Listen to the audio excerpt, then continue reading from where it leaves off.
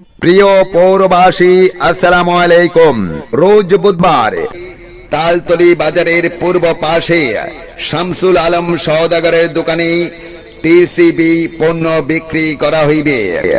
যাদের কাছে টিসিবির smart card আছে, আগামীকাল পণ্য ক্রয় করিতে পারবেন।